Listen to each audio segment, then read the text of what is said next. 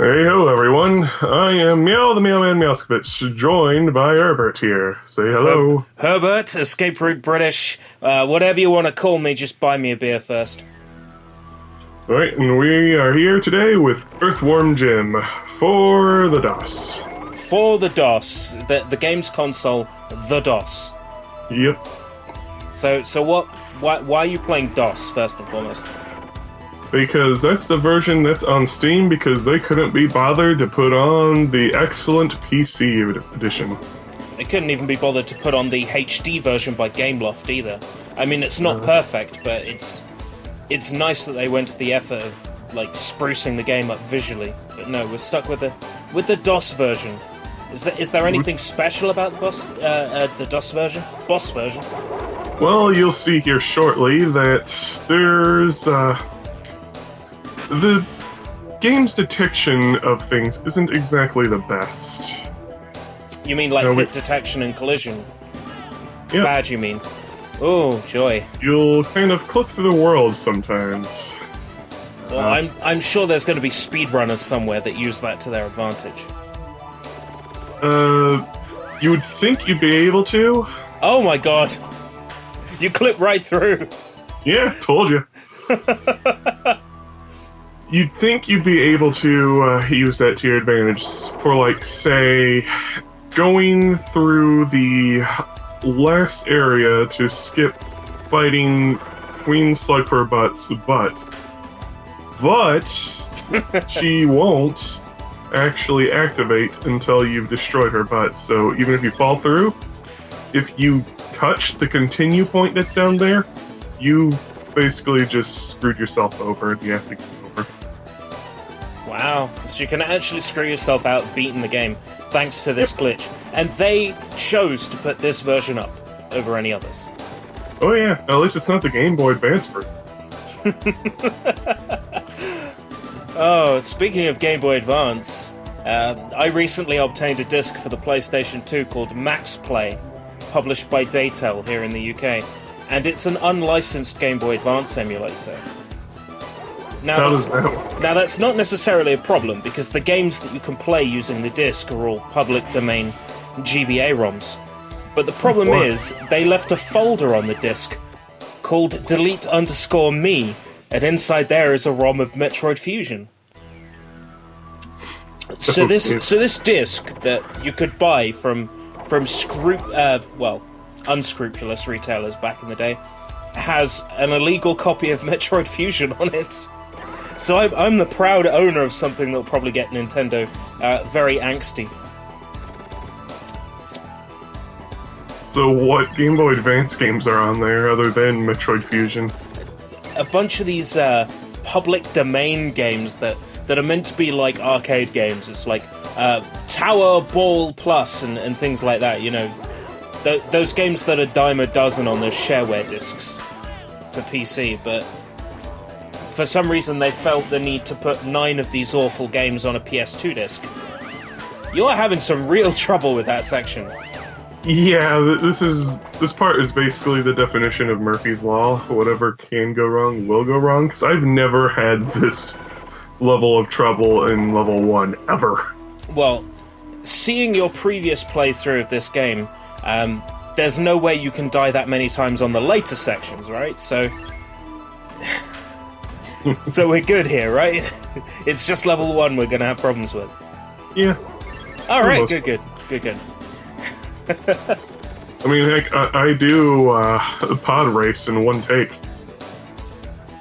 Yes, and I don't think I saw a single Psychro skipping through this, so... No, I never have trouble with Psycho. Once I learned, after, I don't know, 1 or 2 plays of Anti-Asteroids when I first got this game, that you're able to hold down the button to go faster. I never saw Psycho ever again. Right, I've never worked out how to beat this thing, so I'm gonna watch you do it, and it's gonna make sense to me. Oh, it's easy. Just attack it and don't get hit. What? Why is it already dead? Because if it hits you, it restores to full life. Oh, right! So that's where I'm going wrong. Every time it hits me, it gets all its health back. Yep. Well, there you go. I'm just terrible at video games, that's what it is. Oh, nice little secret out there. Well, I'm actually thinking about it, I must have killed that thing, because I remember this boss. And the belching fish.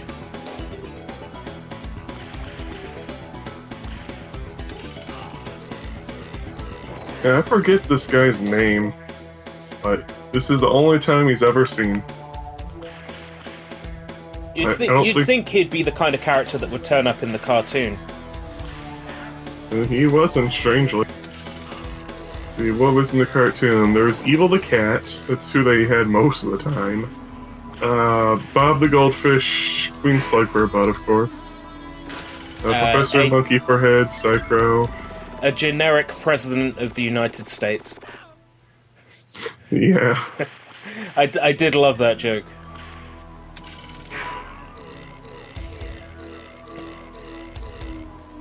I still need to write the review for that, for Random Access. For the Earthworm Jim cartoon? Yeah. Did it release on, like, DVD then? Did it get a... Yeah, I have it on a complete series. Oh, disc. nice. Oh, he's now in constant puking mode. Yeah, when he's like that, he has one hit to go. No, I've actually managed to beat him without getting hit on this phase before, but it's really difficult.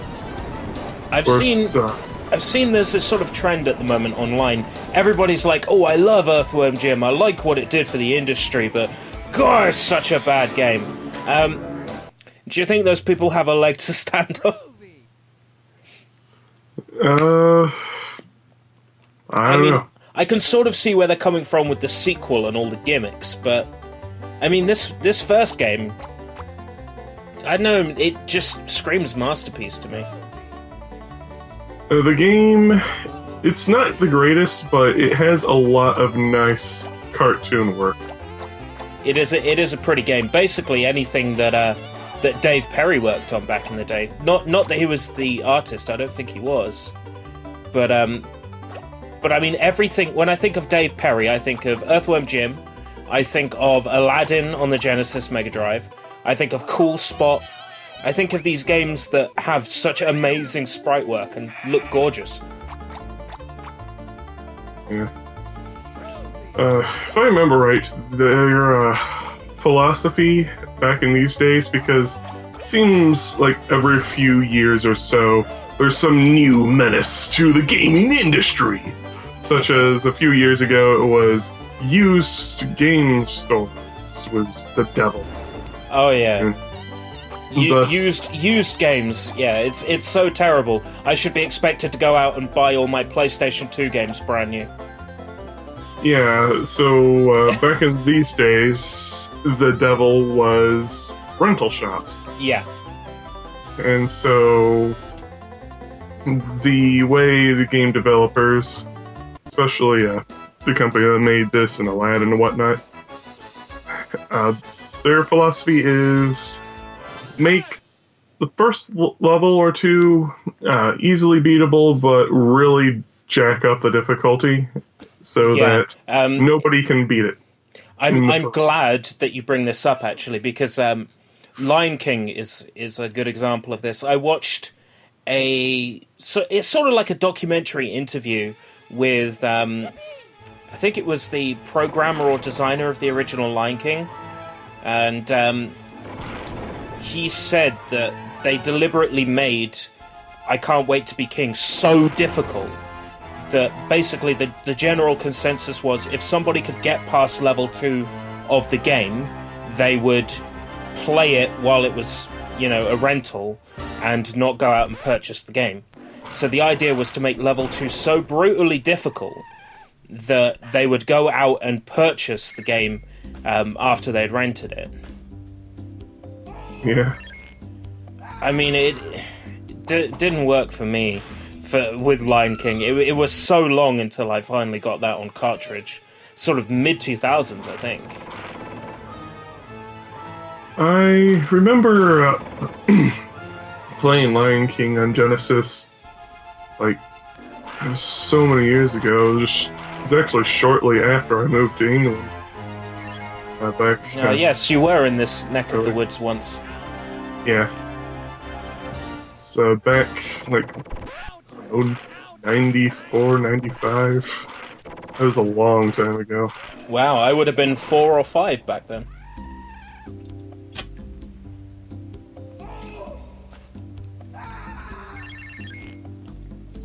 I love the music in this level. It's much better on the... I like the screams. Yeah. The screams are a nice touch. I don't go much on the sort of light-hearted jazz, but the screams there pick it up quite nicely. If I remember right, the whole design philosophy for Earthworm Jim as a character and series was basically a parody of video game heroes and comic book heroes. I can certainly see that.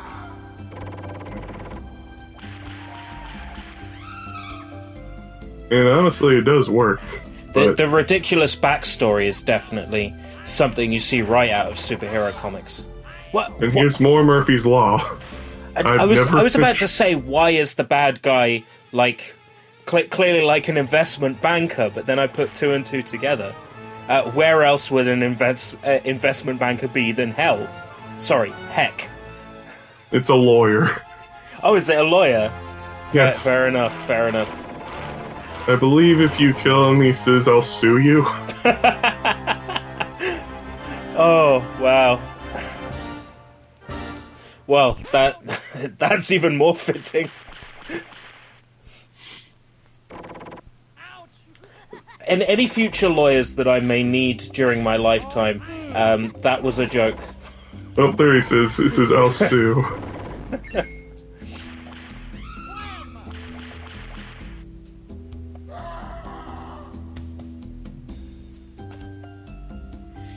And now let's prepare for the mini-boss. Mini-boss. The snowman's the end of the level, right? Oh, the snowman's now. Right, that means I can't remember who the... Wait, it would be Hell the Cat, wouldn't it? Evil the Cat, yeah. At the end of this stage. Yeah. Splat. Splat. Is that really all it takes? Yeah, pretty much. And once you actually learn how things go, the game isn't that bad. It's just working with its quirks. I think, honestly, the worst stage, in my opinion, has got to be the It's Not a Problem stages. Just because there's, like, I don't know if it's RNG or what, but the game only lets you win when it feels like it, pretty much. What I've seen. I haven't played it enough to try to master it. But You don't actually know whether or not there's some sort of secret to it, some knack to it that you haven't sort of got down yet. I don't know, if I had to say that any level was particularly bad in this game, I would say the Pete stages. There's only the one. Oh, is it just the one in this game? The one where if he falls down the hole, he bites you to death. Yeah, I keep forgetting that stage even exists. It's wiping it from your memory. Is that it? Yeah. Just so painful.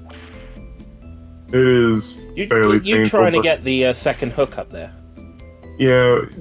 Worst part is during that run, because when I recorded this, well, first time I tried to record this... Oh, ow, you're getting squished there. First time I tried to record this, I didn't actually hit the record button.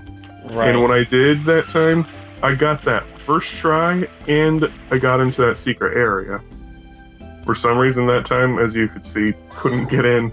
It took me many tries. Well, as you said, Murphy's Law. Mm-hmm. If something can go wrong, it will. I mean, viewers aren't aware yet of our cursed recordings that have been giving us lots of hassle with other video game playthroughs. So we know full well about when things can go wrong and how they can go wrong. Mm-hmm. we've experienced our fair share already with this project. Yeah, it only took us, what, a whole year before we finally got down to this? I wouldn't say a year. I would say an arbitrary amount of time. That may or may 11 not months and 2 weeks. Yeah, let's go with that. It's not quite a year, it's fine. Right, let's get the secret first time. Okay. Let's get the secret second time. Let's give up on the secret. Yeah, as nice as the plasma blaster thing is in this game, it's actually pretty dang worthless, which is why I just spent all of it there. Now, if I remember correctly, in Earthworm Jim 2, you can cycle through your weapons, right? Yes, in this game there's only the 2 weapons, though in the special edition there's actually more. Like a homing rocket launcher. Now, you see, I remember there being more weapons, so it must have been the Windows 95 version of this game that I played. Yep, that's the special the one edition. that tells you off for putting in Doom cheat codes. This isn't Doom. When you type in a cheat code for Doom, like SPIS POPD or IDDQD. I didn't check to see whether there's any cheats for this DOS version of Earthworm Jim. I can't remember if there is or not. I think there is one. It's called Alt and F4 and play something better. I'm kidding. I'm not. Slightly. I was gonna say I was kidding until you said that you were not, and then I would say, well, actually, yeah, I wasn't kidding either. Waste of space, but no, surely there's worse versions of this game. You mentioned the Game Boy Advance version. What's so terrible about that? Is it more collision problems, or does the game look and sound bad? Is it a combination of those? All the above, I guess. It's just so a complete travesty. It's the Sonic Genesis of the Earthworm Jim series. Sonic Genesis is at least playable. Hey, I wouldn't even go as far as to say that. I gave that a 0.0 for random access, and I stand by that. I say it's alright, but it is not a good port to the Sonic Genesis. But everyone knows that at this point. Anything Sonic in 2006 was pretty much bad. Yeah, bad year. As much as I do like Sonic 06, and I'm sure at some point we'll get round to it on this channel, yep. Even I must admit, it's a bad game by all stretches of the imagination. Yeah, but at least there are heroes out there, such as Melpantro, that make it a much higher quality experience. Yes, they add Pele, the beloved dog, wherever necessary, to improve the experience. I think I remember Eggman with a sombrero at one point, so doing the work that needs to be done to turn that game from a disaster into a masterpiece.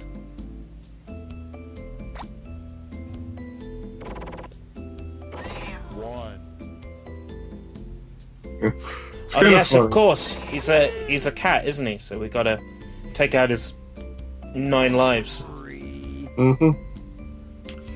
Getting back to how I said the plasma blaster is useless, at least compared to your pea shooter here, it's actually quite the opposite in Earthworm Jim 3D. Your basic blaster is completely worthless in that game. I can't believe that I managed to play as far as, like, completing the barn in Earthworm Jim 3D. I have no idea what drove me to play that far. Well, looks like that's it for this one. Getting close to the end. Yep. Join us next time. Join us next time. There'll be some videos to click on the screen. I don't know. This is our first time reaching the end card, so I'm not entirely sure how it's going to work. Yep. So tune in next time. Same Crass time, same comm channel.